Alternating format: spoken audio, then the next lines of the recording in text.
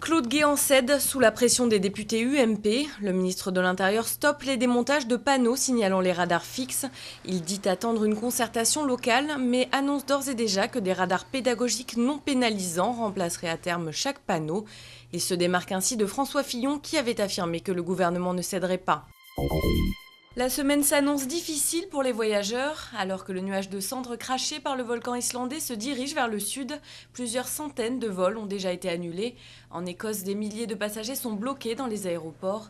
L'Union européenne exclut néanmoins toute idée de fermeture de grande ampleur de l'espace aérien. Mystère autour des résultats des prélèvements effectués sur Dominique Strauss-Kahn. Des chaînes de télévision américaines et françaises affirment que l'ADN de DSK a été retrouvé sur les vêtements de sa victime présumée. France 2 parle même de traces de sperme sur le col de chemise de la plaignante. La police de New York n'a donné aucune information et le procureur précise que rien ne sera révélé avant le procès. Diplomatie et glamour au menu de la visite de Barack Obama au Royaume-Uni. Le président américain et son épouse Michelle ont tenu à féliciter les jeunes mariés William et Kate. Lors de sa dernière visite, la première dame américaine avait violé le protocole en enlaçant la reine.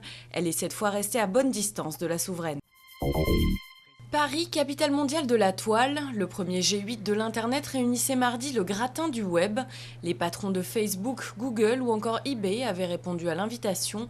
L'occasion pour Nicolas Sarkozy de lancer un appel à la moralisation du réseau.